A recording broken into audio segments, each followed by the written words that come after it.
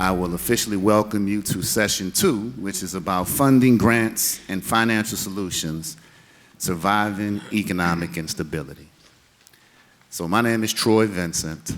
I am owner of the Engraving House Monument Company, which is in DeKalb County, along with Spence Monument Company, which is in Gwinnett County, and then Madison Monuments, which is in Madison, Georgia. So it's an honor to be here, to be a part of this occasion.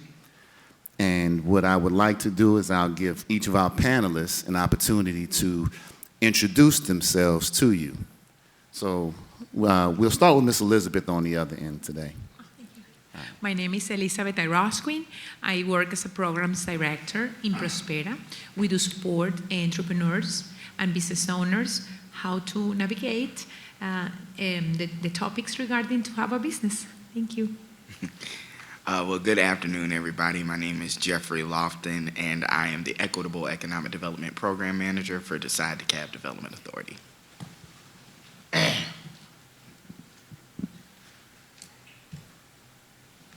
Oops. You got it. Yeah, I got it. Okay, here we go. Good afternoon. I'm Terry Dennison, and I'm the Georgia District Director for the U.S. Small Business Administration, SBA. You guys awake? All right. My name is Glenn Bachman. I'm a business advisor for access to capital for entrepreneurs. We make loans to small business owners in Georgia. Good afternoon. My name is Alan Mitchell. I work for DeKalb County. I'm a director for the Community Development Department, and I'll get into later as what we do with regard to small businesses. Thank you. So before we get started, a couple things that I just want to share with you. You're going to hear a lot of great information. I urge you to take notes. And what we'll do at the end is each of our panelists will be able to tell you their name. They'll recap with their name, the organization, and specifically how they can support you. So I know you get lots of information. I'm sure this morning's sessions were impactful. Today is what I would call a pep rally, right? Everybody's in here. We're excited. We're here for a reason. Where the rubber meets the road is when you leave here and you get home and you pull out all of your notes and you say, what now? So it's very important that you identify the specific things. If there's something that you hear that you know would be pertinent to you, you write it down and you create a game plan for how to execute on that when you leave. Because otherwise, it would just be an afternoon that you had a good lunch and you got to meet some people. But if you don't do anything with it, you don't want to not maximize your time here. So that's what I would say. So before we get started, I'd just like to get an idea of who's in the room. Do we have anyone in here who has not yet started their business, but they're on the cusp of it and they're just needing some information in order to get started? Okay, great. There's some of you there. So how many of you are already in business and you're just looking for a way to scale? Okay, great. All right, so as you can see, panelists, we have some diversity in the room. And that was important because their messages can be tailored to speak directly to you. So, again, like I said earlier, the money at the end of the day is one of the most important things. I mean, we've heard several people get up and talk about it. So this is an opportunity for this group of panelists here, and they all have their own set of resources that they'll have an opportunity to share with us. So we're just going to jump right into it. And I'd like to start with you, Mr. Mitchell. And can we just talk about the funding opportunities that DeKalb County offers to small business through the Community Development Department? Can you speak to that, please? Certainly, thank you. So the Community Development Department is responsible for a series of programs that involve lending funds to various businesses, and it transcends the startup businesses to seasoned businesses, i.e. developers that work in affordable housing. So what I like to do is, the first thing is talk about the individuals that have not started businesses. We offer an entrepreneur training program for individuals that are startups. Urban League is our partner, and they offer 2 courses. They're both 10-week, and they're both in English and Spanish. And you get a chance to get all the fundamentals of starting up a business. At the end of that 10-week session, you get a certificate, but more importantly, you get a chance to be introduced to getting capital from various sources. So not only capital from Community Development Department in DeKalb County, but other sources they introduce you to with regard to getting capital to operate your business.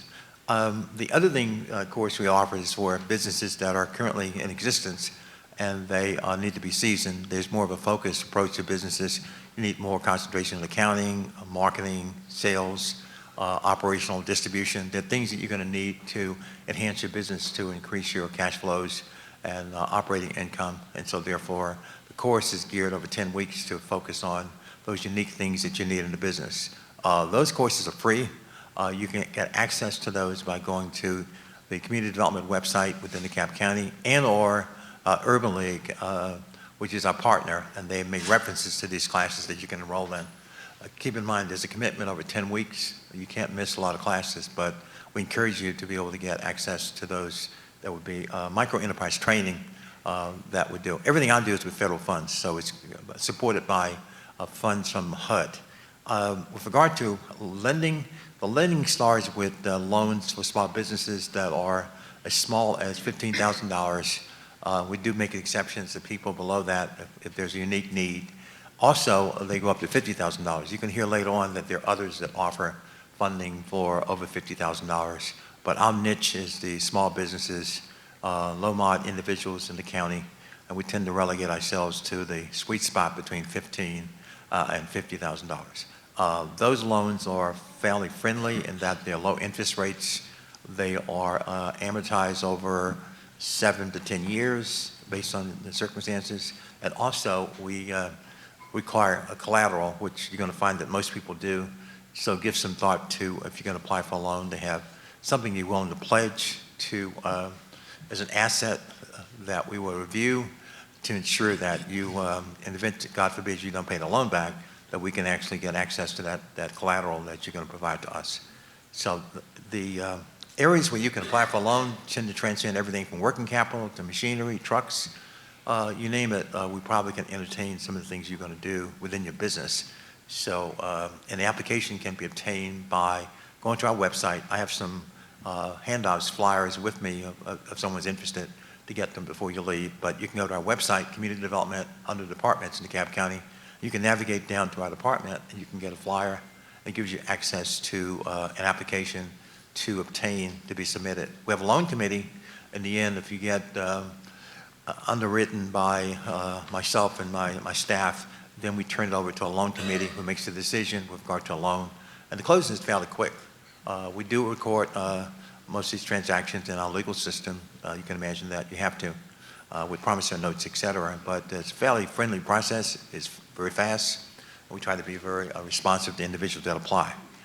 So migrating to the other loans that we have, another word, grants, has come up before. We don't give grants to for-profit entities. What we do is, for those of you who might be interested in grants per se, we do give millions of dollars in grants. We do a lot of grants. We have a lot of nonprofits that we do help. I'm not sure whether there are any nonprofits in the room or not. I think you might be all for-profits, but in case you have a friend or a colleague that's a nonprofit of any nature, you can refer them to us. We have a cycle every year, starts around March, April, where we fund and get applications in from most of the nonprofits in DeKalb County, and we tend to evaluate those for purposes of grants. So the next area that we handle is affordable housing, where we do give something to an entity called CHODO. It stands for Community Housing Development Organization. And what they're in charge to do is to acquire homes of various natures in various areas in DeKalb County, rehab those homes, and actually dispose of those homes to low to moderate income individuals. So that's another way to create affordable housing. So we do provide grants to those entities that are labeled as CHODOs to be certified to be able to help them stabilize housing in DeKalb County, but more importantly, offer more affordable housing. The next category we offer loans to, which are $1 million loans, tend to be with developers. I noticed that I see Rick Cunningham in the audience, but he's a developer. But some of you others might be developers. Hello, Rick. But we do offer $1 million loans for gap funding for affordable housing. They tend to be loans that have a capital stack approaching $25, $30, $35 million. They're fairly large. Perhaps some of you don't swim in that ocean, but to the extent that you have individuals that are looking for fairly large loans to help with gaps on affordable housing after you get low investment tax credits, I invite you to consider applying for those. So that's the gambit of loans that we offer, plus grants that we also have access to and we provide on a continual basis. My last comments would be the following, that is, what we run into with individuals applying for loans is that there's a fundamental that I've experienced over the years is that as you start off as a small business, you have to realize that if you don't have substantial balance sheets and income statements to represent your business, then we're going to look at the personal aspects. So if you don't have good credit or you aren't stable as an individual, it's kind of challenging to go to get a loan to support your business. Your goal is to get stable so that there's a point in time where individuals reviewing your application for loans tend to look at your business and not you. And most businesses that thrive are migrated to being developed, seasoned over a period of time, so the assets you bring in are your audited financial statements, your audited bank accounts, the things for your business, and you aren't bringing in things for yourself. So that's where you need to get to over a period of time. But to the extent you don't have a substantial business and you don't have huge cash flows and revenues and balance sheets that are very substantial, then you got to think about yourself. Would someone lend you money for the purposes of your business? So you really have to get your house in order, personal house in order before you do that. To the extent you already established that and you're very sound personally and you're at a point where your business is thriving, then you can bring your financial records in and we look at those. So that's just a model you need to keep in mind. Everything works that way. You migrate from being personal to business. Individuals you see with airplanes and cars and for their businesses, they probably got them through their businesses being evaluated and the banks are lending money to the business, not to them. So because they've matured, they're successful and it's been propagated over the years. So as a business owner, you want to get to the point where we're looking at your business and not yourself. That's my general guidance. I'll end my comments and I'll circle back later, but those are things I like to provide.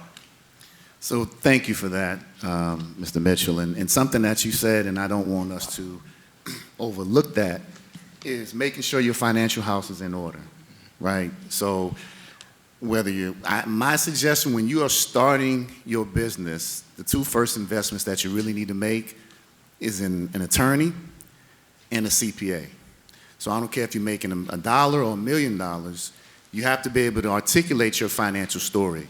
In particular, when you're going to speak to any one of these individuals or someone like that, when you're sitting down across from them, they're buying you as an individual, but they're also investing in your story and your ability to sell your story. So if you don't really take the time to put that in order, you can have the greatest idea in the world that you feel in your heart will make gobs and gobs of money, but if you can't sell the story, it's not going to go very far. So thank you for really highlighting that. So we'll move on, and this I want to ask Ms. Dennison to speak to this, because this is regarding SBA programs and challenges. So we know that the SBA plays a huge part in helping entrepreneurs, not just in Georgia, but all across the country, really grow and develop their business. Can you talk to us about some of the programs that are available through the SBA? Sure. Okay, thank you. Yeah. In terms of access to capital, a couple things. We too do not provide grants to small business for business financing. And we're not a direct lender, so you're not coming to SBA for a general business loan. The only exception to that would be with our disaster recovery loans. But regular, just standard business loans, what our role is primarily is to guarantee a loan that a commercial lender has made. And basically, we're telling the lender we'll cover any loss on that loan, a certain percentage, if you did everything you were supposed to do when the loan was made and as it was being serviced, and will guarantee or cover anywhere from 50% to 90%, depending on the particular program that the lender used. So the idea is it reduces their risk and exposure, making them more likely to say yes to the deal versus no. It may also allow for you being required to put in less equity or what you're bringing to the table for the total project cost, because there's not 100% financing when it comes to business lending or business financing. And it may also, and actually this is probably the most common thing or benefit, is that allows the lender to provide a loan on longer term than maybe they would under their conventional underwriting guidelines, which means you have equal principal payments over the life of the loan. You don't have to worry about a big balloon payment at the end of a shorter term. So that's how the guarantee works. We have two main programs that work with lenders. Our 7A, number 7, letter A, simply Section 7A of the Small Business Act is our broadest, most widely used guarantee program. That guarantee can go to loans up to $5 million, even though the average loan is much smaller than that.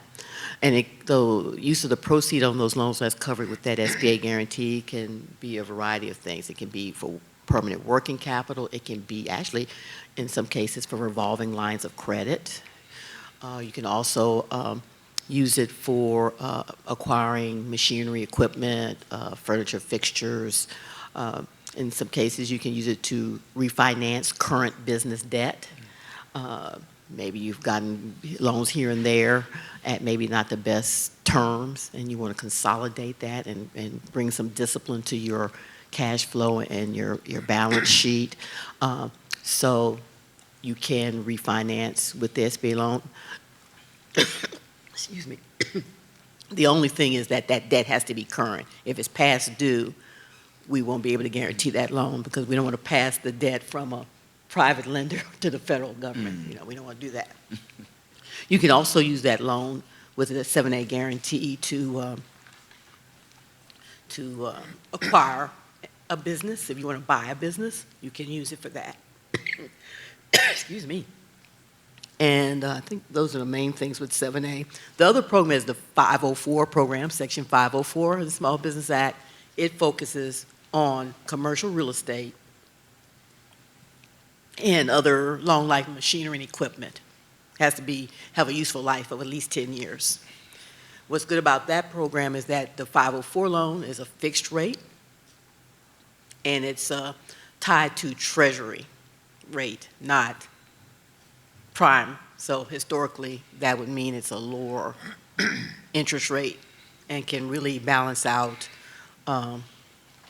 the cost of that transaction. And also, in most cases with that loan, it's a 10% equity injection as opposed to 20 or 25.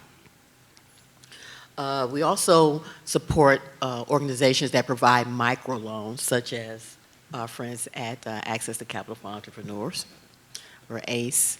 And as the name suggests, microloans, smaller loans, $50,000 and under, because especially solopreneurs, maybe home-based businesses, you need some capital, you just don't need $500,000 or $1 million.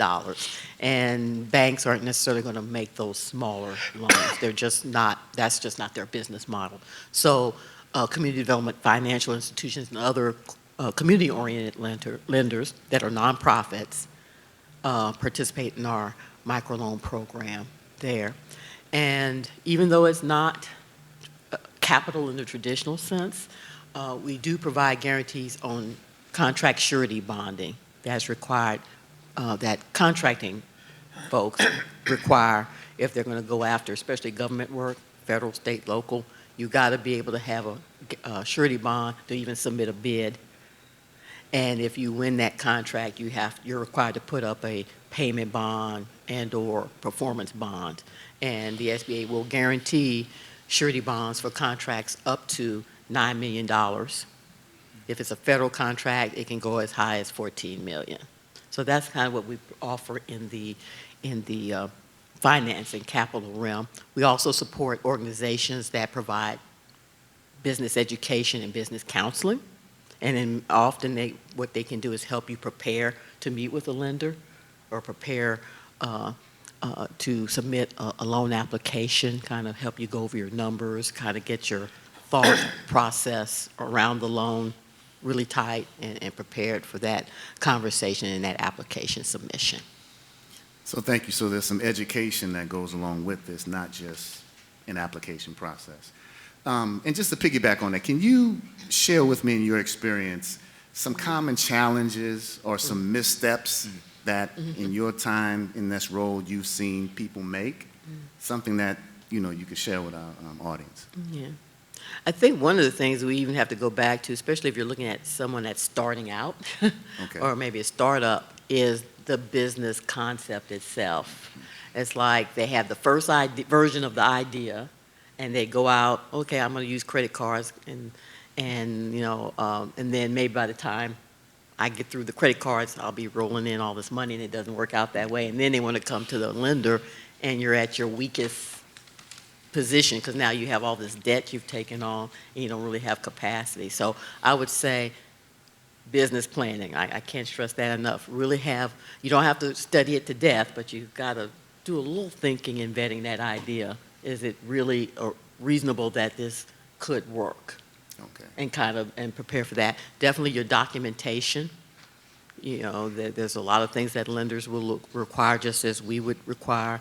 You know, your profit and loss statements, your balance sheets, your personal tax returns, your business tax returns, business plan. You know, doesn't have to be War and Peace. It doesn't have to be 900 pages, but you know, a few pages that really outline this is the business, this is how much money we need. And they can see the thought process that led you to that amount. You're not just pulling an amount out of the air, and then kind of go from there. I would say also too, not having experience in that industry. You know, sometimes people will do that. They're like, oh, I just always want to do whatever, but they don't have the technical expertise or even the management expertise in that industry. So making sure that's accounted for. Maybe you worked in corporate and you have management expertise, but you may not know the technical aspect of that industry, or vice versa. People know how to make the widget, but they don't know the business side of running a widget-making company. So making sure that is accounted for. Either you acquire that skill or you acquire that expertise in the form of a partner or a key employee. Having something to bring to the table, you know, because there's no 100% financing, so you've got to have that. Okay. No, thank you. That's important. So I want to transition now to nonprofit capital solutions. And Glenn, I'm going to pass this to you. So at ACE, you all have been a strong partner for many entrepreneurs here in Georgia. Can you explain how ACE has helped people in the past? Sure. Specifically, what do you all bring to the table for them? Right. So the name of we're a nonprofit organization. We're what's called a community development financial institution. So we're a lender, but we're not a brick and mortar lender. Okay? So we help in a number of ways. So our 100% focus is small business owners in Georgia, with an emphasis on what you would call under-resourced business owners, low to moderate income. Most of our client base are women, minority, military veterans, what we call the underserved market. We help in a number of different ways. Can you guys hear me okay? Okay, let's just start with, okay, you want to get capital for your, a loan for your small business. Okay, so, I guess you could pull into Bank of America and go speak to the branch manager. That'd be kind of weird. Because really you want to talk to somebody who is used to dealing with small businesses for a small business loan to kind of help with the process. What do I need to get loan ready?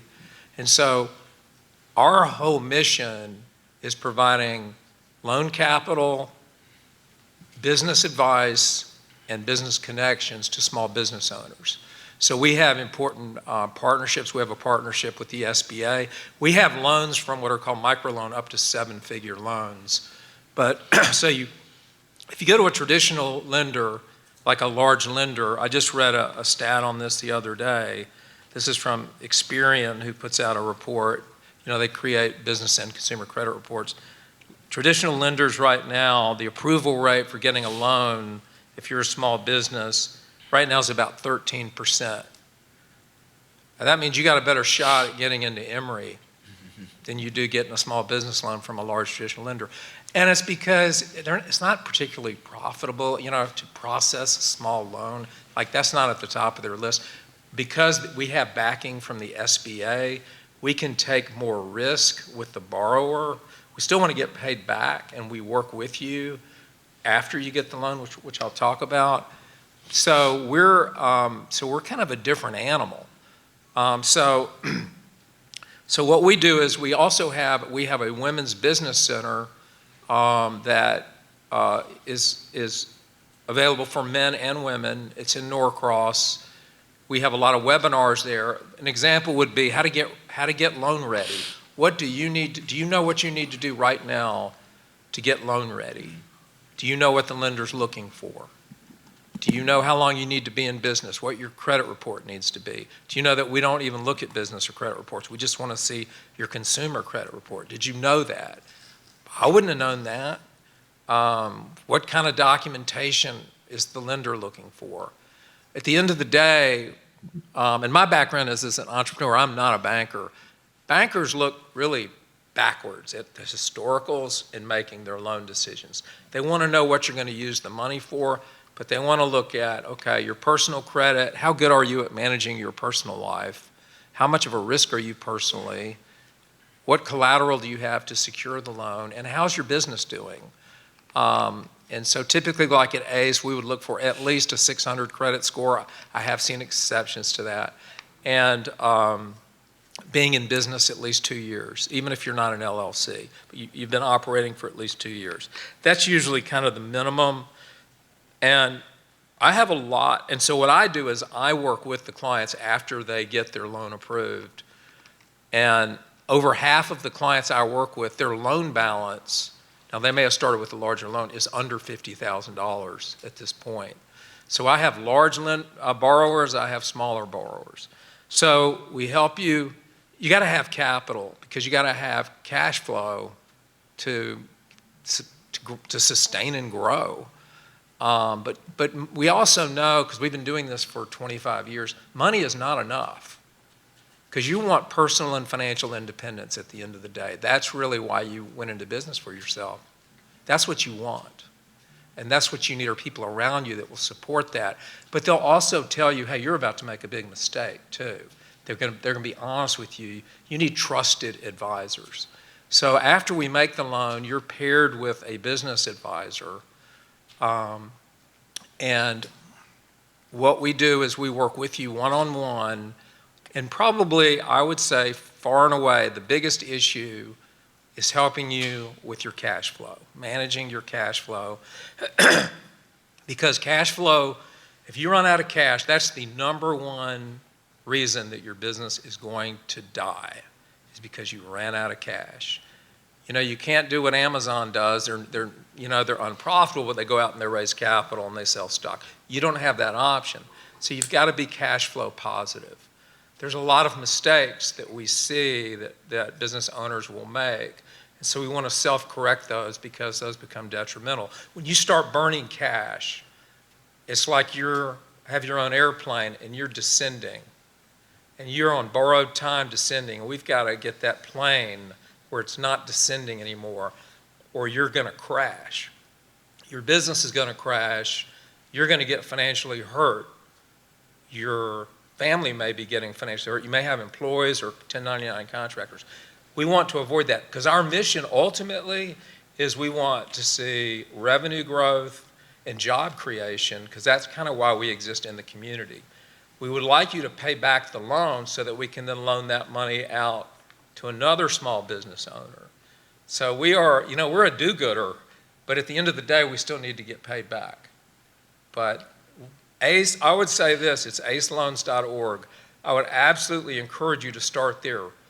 Even if you're there was one or two people raise their hand, they're not ready for a loan yet. We also help, we have all kinds of webinars that are free to help you in different areas of business, from getting certified to all kinds of things. So thank you. And so I have a question, and it's just going to be for the whole panel, because as I'm sitting here, I'm reminded.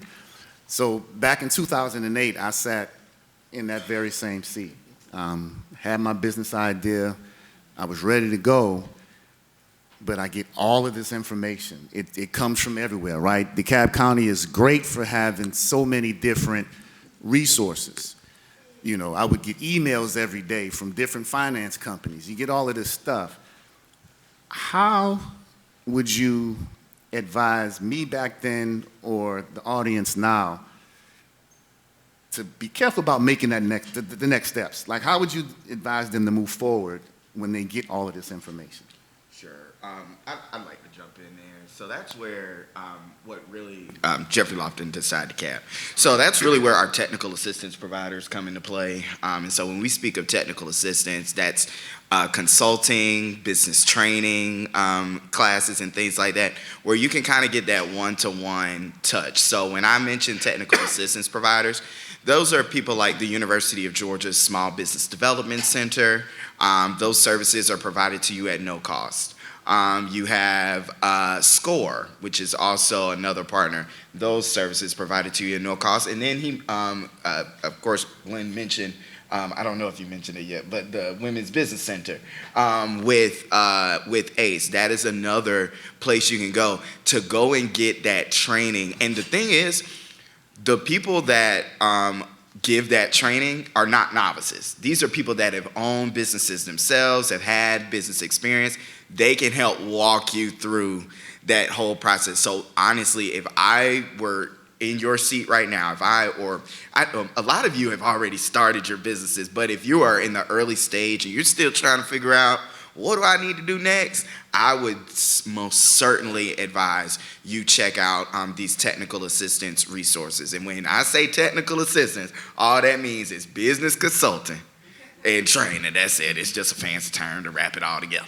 Another thing, another organization, the International Rescue Committee, is right here in DeKalb County. They also help micro enterprises as well. So they're up there in Tucker. Their original mission is to help those being resettled from other countries, but they also can help those who are here locally as well. So again, I just would encourage you, and again, these services are offered at no cost to you. And so, they can help you really kind of get where you need to go. And also, when it comes time to you get that funding, those organizations can start helping you put that loan package together, right? Because, again, that process can be very arduous, can be kind of difficult. They can literally walk through that with you. I know the SBA, or the SBDC, sorry, and I'm sure ACE can help you, or with even putting together, like, your financial projections. You know, I'm not really good at Excel, and I can't really do that myself. So, the SBDC can help you with that. So again, I just, and I'm so sorry, Prospera's in here too. Prospera's the same thing. Again, there's a wealth of resources. We got a wonderful ecosystem here in DeKalb County. And so I would encourage, that's where I would start. I would start there. They got classes for all stages. And thank you for that. Because at the end of the day, right, you don't have to be a certified public accountant. You don't have to be a licensed attorney, but you want to understand enough to have intelligent conversations, right? So when you do hire that CPA, if they're not doing right, you need to know enough to say, well, this doesn't seem right, right? So, but it's really putting that team together that can help you navigate through this process. And I'm sorry, because you didn't got me started. So this kind of takes me back to like business planning, right? This is why it's important that you can get help writing your business plan, but you need to be the person that really owns and is the behind your business plan. Putting it in the AI to get started is okay. you know, but you need to be the person that owns and knows that business plan. That is your business plan. You need to be able to understand the ins and outs in the future. They talked about it, I think earlier. We talked about, like, you know, understanding exactly what you're doing, being able to not throwing random numbers on a paper and saying, hey, you know, I need $5,000 just cause, you know, but, you know, but like really being able to speak to what's the money I'm asking for, what exactly do I need, what do I plan on doing with it, the business plan, that's your roadmap to success, and what it's gonna tell a lender or a funder is how they gonna get paid back. That's it. You know, everybody you borrow money from gonna be, okay, when you paying me back? That's what the business plan is gonna do. And to just follow up on that, and I think I mentioned this in the earlier session, when you're planning, you know, plan for a variety of scenarios. Everybody wants to plan for the pie in the sky, everything's great. You know, I want to be a multimillionaire in 3 or 5 years. But they don't want to, no one wants to plan about, well, what if things don't go according to plan? Have a contingency plan for that.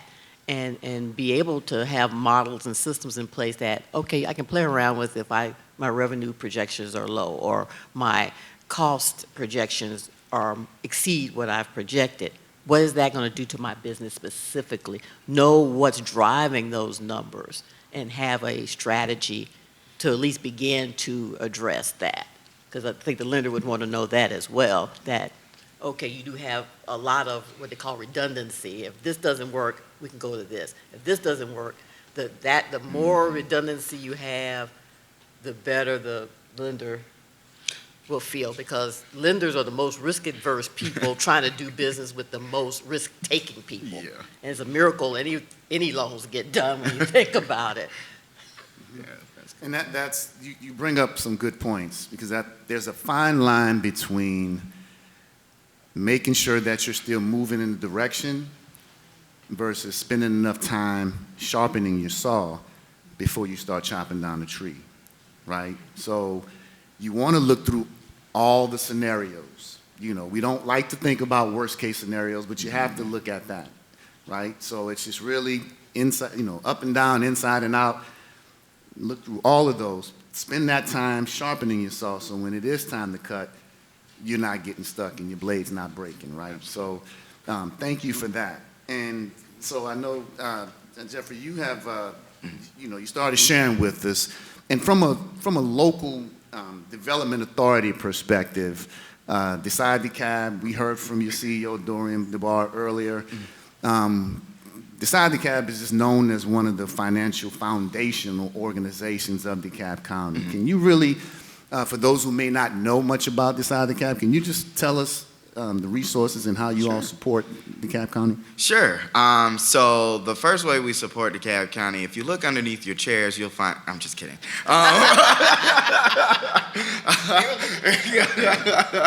Just kidding. Okay, so Decide DeKalb Development Authority, we are the Chief Economic Development Authority for DeKalb County, all right? We work in partnership with DeKalb County to provide economic development services on behalf of the county. So what does that mean? When I say economic development services, we kind of break them down into a few areas. So the first area we do is business attraction. That's probably the one that's most familiar to everybody.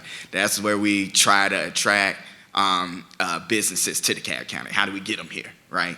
And so we got tools and resources that assist us to attract businesses. But we also have business retention and expansion. And my colleague Katrina Young, she's actually in one of the other sessions, and she is our business retention and expansion manager. So when your business is here, if you're starting, we want to help you start.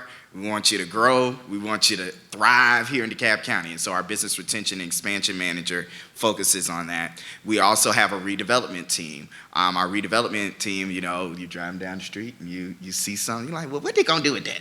Well, okay, our redevelopment team is kind of the folks that kind of help us with some of those projects as we think about redevelopment in DeKalb County. We also oversee the DeKalb Entertainment Commission. So they handle our film permits, really making DeKalb County one of the best places to do film for film and entertainment here in the state of Georgia.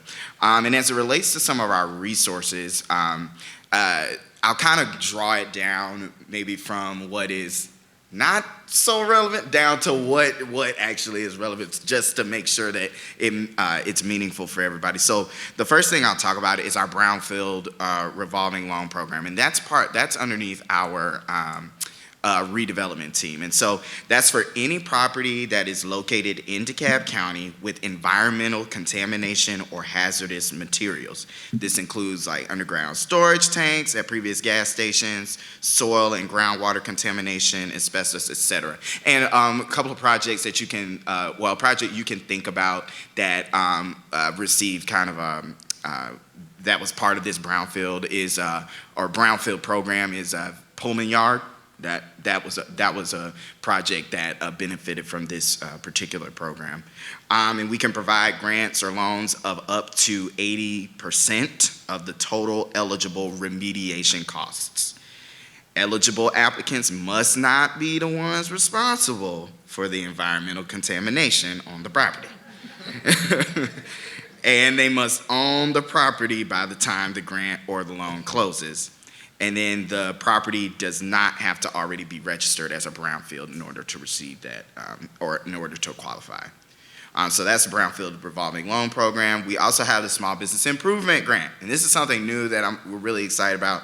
So in DeKalb County, we have these things called tax allocation districts. If you want to know more about tax allocation districts, somebody. No, I'm just kidding.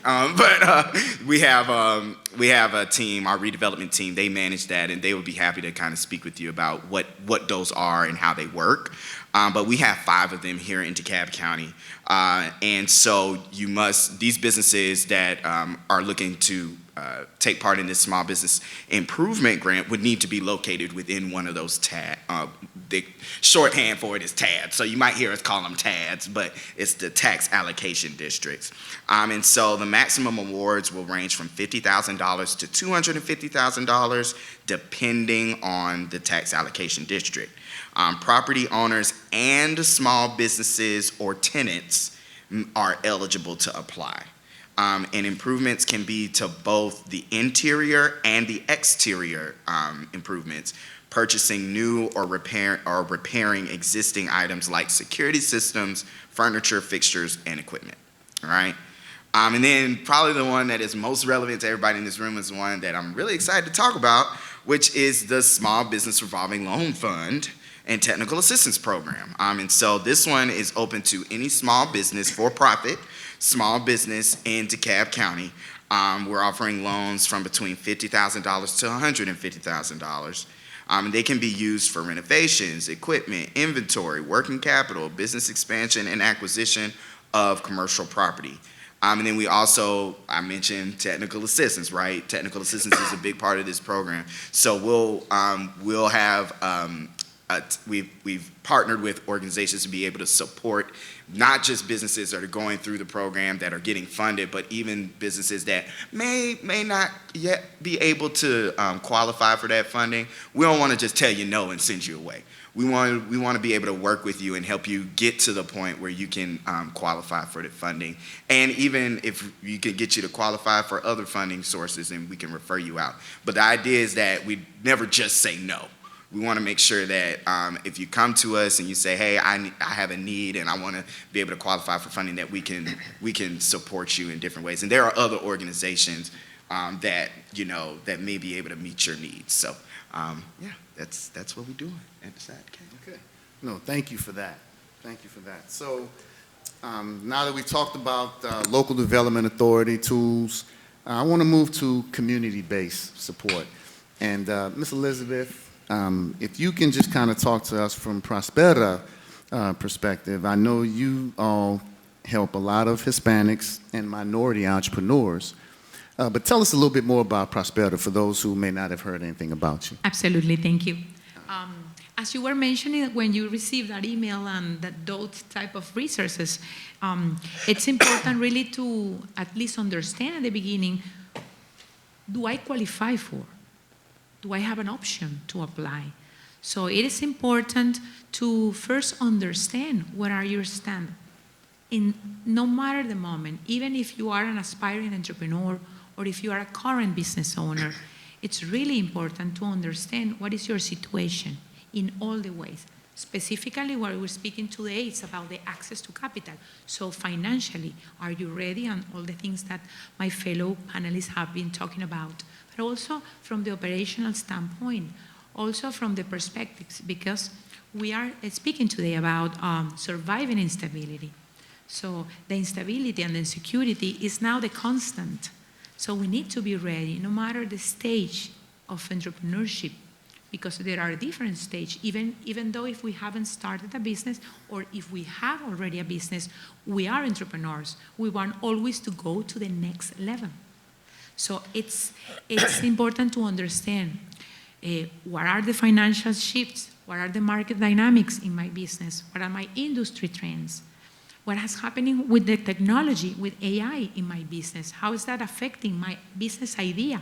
Maybe I did my business plan 5 months ago, but with all the changes in 5 months, there has been a lot of changes, so I need to review that. It's a dynamic business plan that I always need to have in my mind and in my day-to-day. As well, with the different resources that I have at hand. For example, Troy, you mentioned about you need to have access to a lawyer, to a CPA. So one of the experience we always have with our entrepreneurs is that when they come and we ask about their financials, about their taxes, they know, oh, I have to ask to my accountant. So I tell them, oh, who's the owner of the business? You or your accountant? You need to know your numbers. You need to know your situation, because we're speaking about 3 important things for an entrepreneur. The first one is the compliance. You need to be compliant in all the stages. First, you need to understand what type of compliance do I need to, since to have the local business tax or to have your operational agreement in your business. All of those documents are non-sexy but important for your business because they're going to be requested at any stage. As well, you need to understand what is your risk, because you and your business, you are the risk for any type of financial institution, any type of funding program, a grant, any type of, there are, as you know, there are different financial solutions for the different stages of the business. So part of the understanding and the knowledge that we need to know as entrepreneurs and as business owners is what type of financial solution is the one that I need now. Because guess what? 100% of business owners, all of us, we need money. Always, at different moments. The thing is to be ready prior to need the money, or maybe to have the money at hand. It's not too wrong when I need the money. It's going to be late. So you're going to be in a different desperation stage, maybe, in order to find that money. So it's important to understand where are you stand up with your business. Are you really ready to execute what you are offering, especially when you ask to a financial institution prior to go? And that's why our important programs that we offer, and all the institutions they offer to assist you. And those programs are already paid. Somebody, other institution pay for that, for you to receive that, because you need to be prepared in order to do the ask. One of the things that normally happens is our business entrepreneurs normally happens 2 things. They go and create a business, and they don't know too much about it, but they register the business first. And then they think what they're going to do. So maybe something very different. And as well, they go just and pitch for the money, but they don't have the tools they need to have in order to be ready to ask, to understand what is that money for, what are you going to invest it, how are you going to repay it, what's going to happen after you pay, how are you expecting to grow after that? Because with all these different changes that we have, we need to permanently review that. We are in a process as well as a business owner to not only accessing the capital, but also accessing new business opportunities.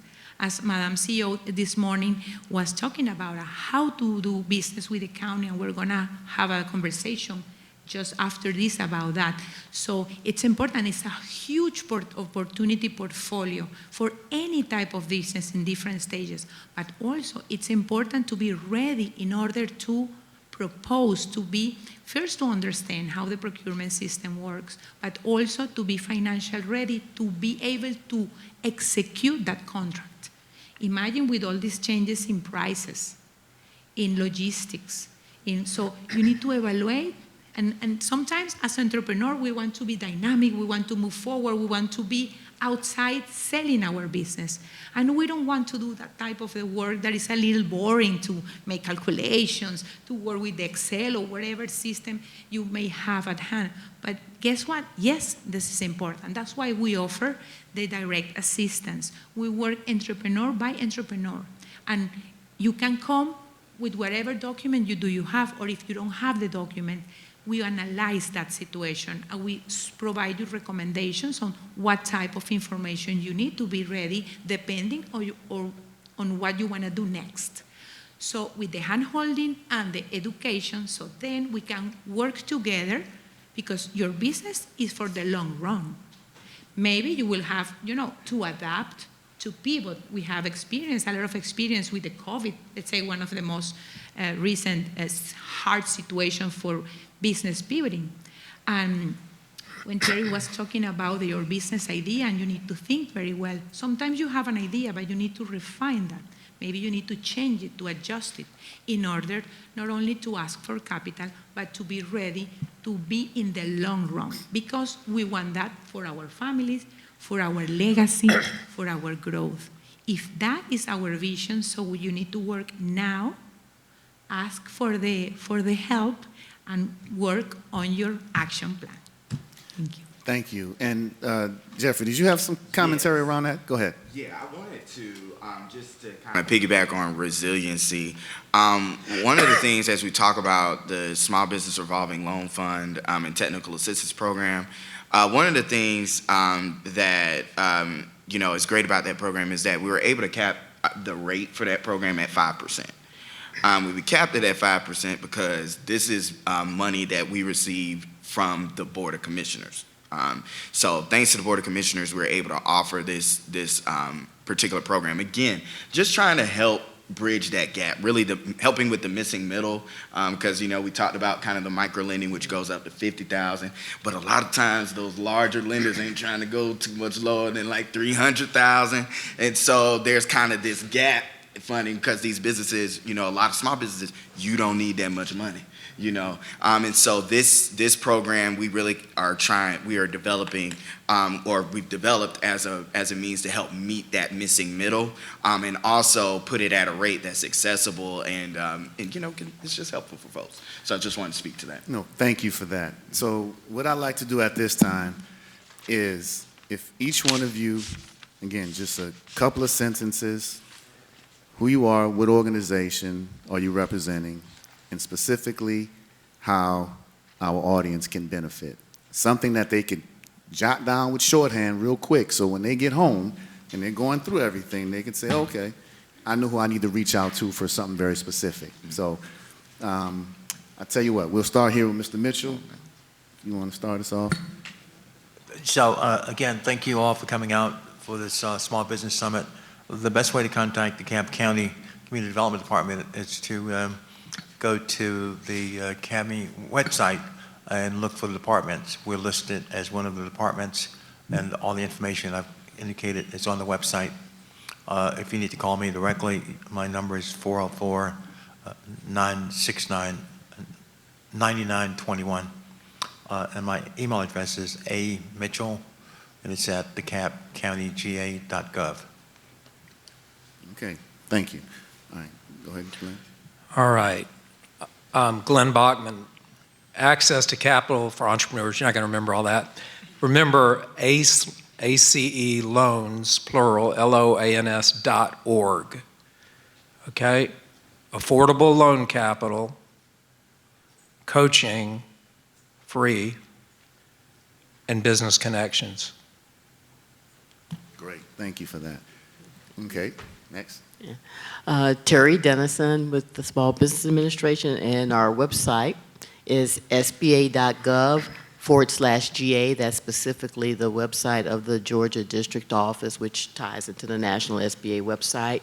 A lot of tools there on our website if you've not checked it out, not just explaining the programs more in depth, but actually tools you can use, online training that introduce you to a lot of these topics. So I always advise people maybe go through some of those before you meet with a consultant, say at the Small Business Development Center or SCORE or ACE.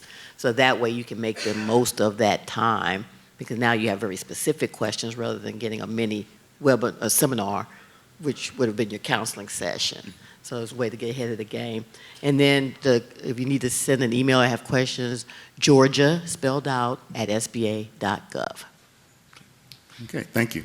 All right, Jeffrey Lofton, again, Equitable Economic Development Program Manager from Decide DeKalb Development Authority, and my goal is to focus on our underserved and under-resourced parts of the county to really assist with business growth, business development, and resiliency in the area. So, again, you can reach us at decidedecalb.com. That's our website. Elizabeth Iroswin from Prospera, and we do support your business idea or business running one at a time, hand-holding you individually. Of course, we do provide seminars. We work in the ecosystem with all these other providers. We work together depending on your needs. But just reach us at prosperausa.org, and we can work with you individually to analyze and to check where are you now and where you wanna go and how we can help you to achieve that. Okay, thank you. So we're nearing a close. So what we do have some time for is we can take a few questions. So if anyone has any specific questions for the panel, just please raise your hand. Yep, go ahead.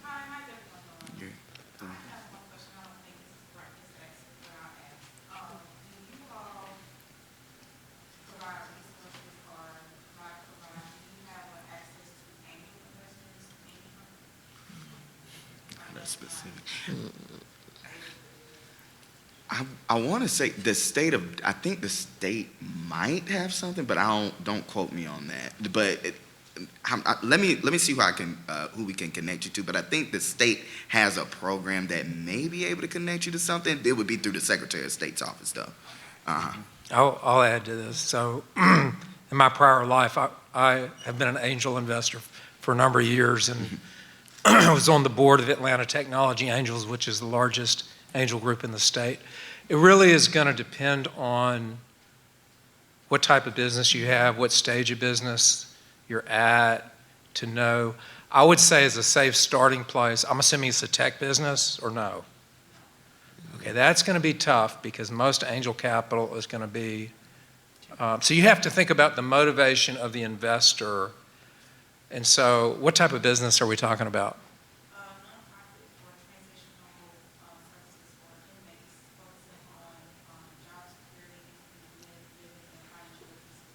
Okay, did you say a nonprofit? Okay, if it's a nonprofit, then you're looking for really funders, not investors. And that's a different animal. So you would want to look for organizations and people that naturally would support that cause. But that would not be a traditional angel investor. That would be in the things I covered earlier. We do millions of dollars of grants for nonprofits. I mentioned that earlier in my initial comments. So every year in March, April, we have a technical assistance workshop. We invite all nonprofits to show up at various locations. I'm on Sam Street, and we take you through the fundamentals of how to apply for nonprofit grants. We also link you to a consolidated plan. We submit to HUD to see whether your requirements are consistent with our plans. We encourage individuals to apply. There are millions of dollars that are given out each year for nonprofits.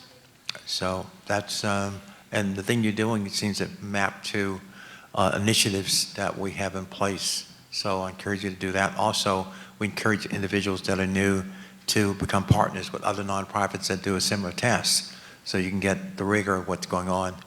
but that's something that currently exists, and it's a grant. It's not a loan.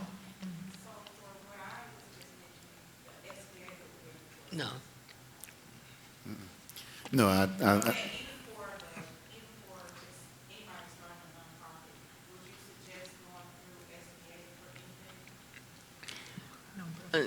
We work primarily with for-profits, yeah. I think SCORE, which is one of our resource partners, I think they're a separate organization that we have an agreement with. I think their charter allows them to counsel people around nonprofit, but like our other partners is all for-profit. The nonprofit entity tend to be supported by government. You pick your favorite local government, whether it be a city, state, and or county. We're a county. Also, there are large corporations that sometimes help nonprofits, but they leverage funds that you might have gotten already from other entities. But your best source, first source, should always be government if you're looking at a nonprofit entity. Yeah, okay. Yeah, and I would say this, on your journey, you want to really become a professional networker. So you want your efforts to be targeted, and you want to look for strategic partnerships. Right. So find out which organizations who are out there that have the same mission, get involved with those, then find out who are the bigger players in that space, and there may be opportunities for you to go in and partner with them, because a lot of times the government funding is going to the more established organizations that they feel like they can trust more with the money. So sometimes you got to get in where you fit in, right? But all of that comes from marketing yourself, your business, and just networking. So that's what I would say. But going straight to the government sometimes, or looking at just generic websites, that's fine. That's a needle in a haystack, and I don't want you to get too caught up in spinning your wheels too much. But just continue to network and find out who all the players are in that transitional space. And to that point, to add on, we give grants, but you got to be in business for at least 2 years. So the average nonprofit that starts off, we don't provide, you got to have 2 years of established business. So when you do our technical assistance workshop, to the point by a moderator, you meet individuals that are currently in your niche, and you partner with them for a while to get experience, then you migrate on to do your own thing. So it's always good to show up. You'll meet people that are in the same area. We also have access to people that currently do whatever you're doing in the nonprofit world. We always know someone we're giving money to that has the same mission and objective. So come to the meetings. They're advertised to be the first quarter of every year. And get partners. Go spend time with individuals that currently operate an entity that's similar to what you're doing and get some sense of what they're doing. You can also be a sub to them. A lot of nonprofits sometimes can sub their work out. We have restrictions sometimes allowing them not to do that, but there are certain grants that they get in that they can actually sub to entities that are just starting up. So a lot of ways to get up and running. You got to crawl before you run. But that's what I see. A quick tip there, yes, leverage is a key word for you, because you need to combine public and private funding in order to not only start up, but also, be able to consolidate your operation. Thank you. Okay. Yes, ma'am. All right. Good afternoon. This question is for Mr. Allen also. Following up on her question. Is the only time the opportunity to learn about the nonprofit grants is March and April, on the other opportunities to get information about? On the area of nonprofits? Yeah. Actually, we have a technical assistance workshop that's mandated by HUD. We conduct that. But any day of the week, you want to call our office, we can always give you advice. You can come to visit us. And we're government. We're accessible. Just come to Sam Street, schedule an office to get an appointment. We can set up something to give you a tutorial and try to help you in whatever you're trying to get done. That's 24/7, in a sense, all during the year. But we have a mandated technical assistance workshop where we invite everyone in. But in the interim, if you want to come in and get some information, we're willing to share tomorrow, Monday, Tuesday. You pick your favorite day. Second question. The affordable housing. What area of DeKalb County is that in, and do you currently have housing available for My answer is going to be complicated. So the county is not in the housing business. So the county does not own housing per se. We made an investment recently in housing in Stone Mountain, which is the first time ever with the leadership of CEO Johnson. But we don't traditionally have housing. The Housing Authority has housing. So we work very closely with the DeKalb Housing Authority, with the Decatur Housing Authority, with the Lithonia Housing Authority, where they, in essence, own assets and they have units. What we do is we make investments in various properties by providing loans, and we become a partner with developers. So there are a lot of facilities for affordable housing throughout DeKalb County that we have investments in, and that we're a lending partner. And therefore, they're units that we actually have what I call home units that people have. So there's a potpourri of units for affordable housing to have citizens acquire, but you have to work through a developer to get access to get on the wait list to get into these properties.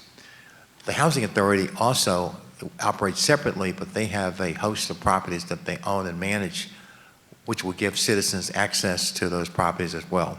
You can also get a voucher, which is called a project-based voucher, or just a regular voucher to have your rent subsidized to be in those facilities. So there are many ways to get access to affordable housing.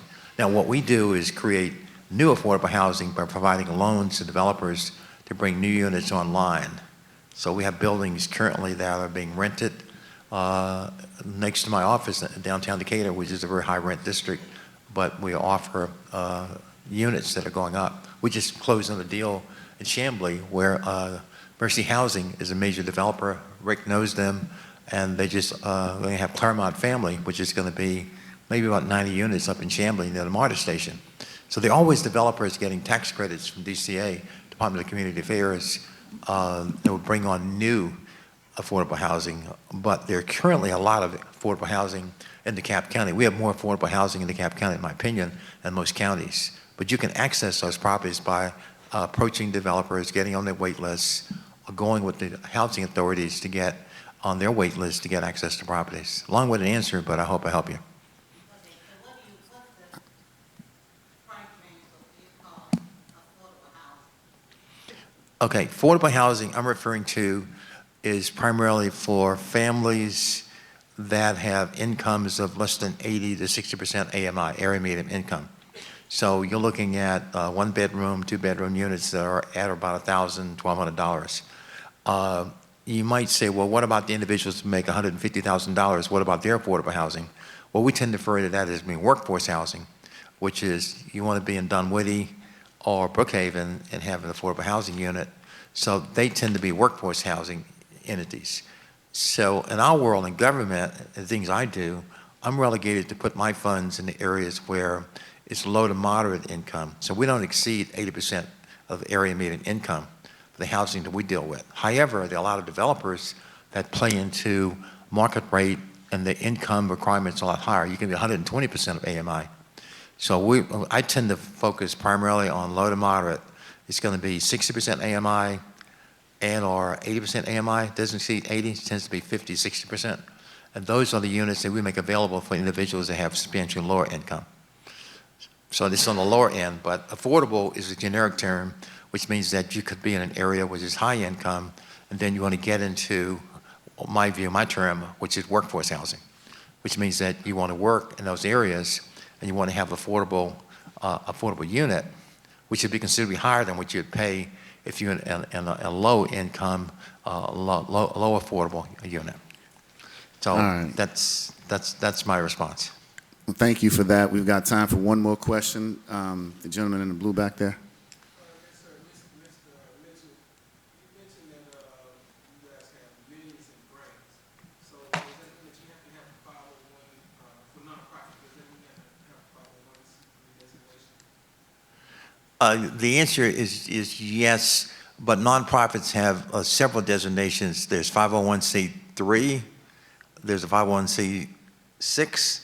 You have to go to the potpourri, but you have to be determined by the Internal Revenue Service based on your mission and all that. So it's not just 501c3 there are other nonprofits, but it has to be a nonprofit designation. And based on your mission, you get the exact nomenclature. Most people just say 501c3, but trust me, there are a lot of other nonprofits that have designations to be 501c something else, okay? Yeah, I suggest you look those up on the website. It's easy to go. But that's the destination for nonprofit. It means you're tax exempt. But you can have many designations as opposed to just a C. Okay, perfect. Thank you for sharing that. And actually, I think there was just one other lady, and we'll finish with you. So, doing well. Thank you.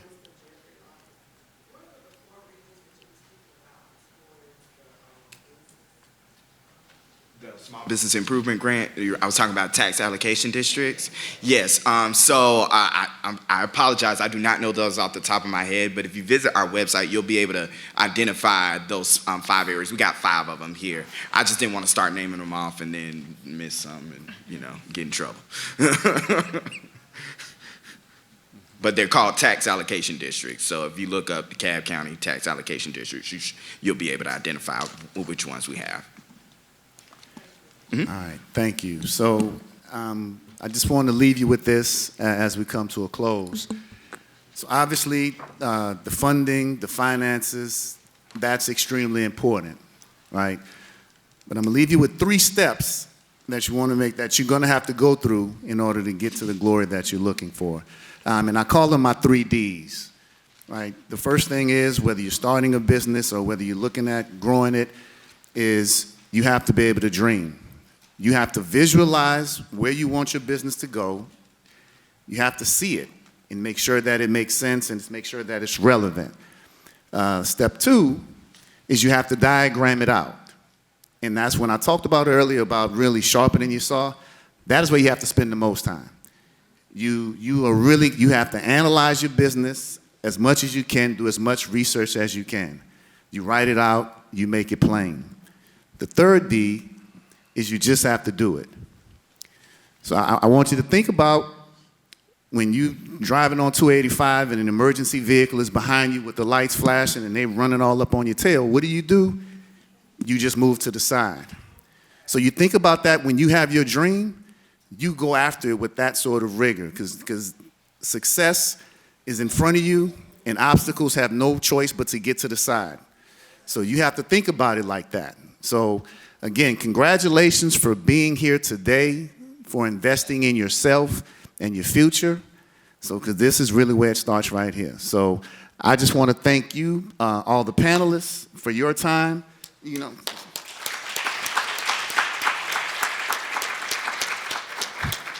All right, so it's now right up at 2:30, and we're going to meet back for the session back in the ballroom. All right, thank you guys.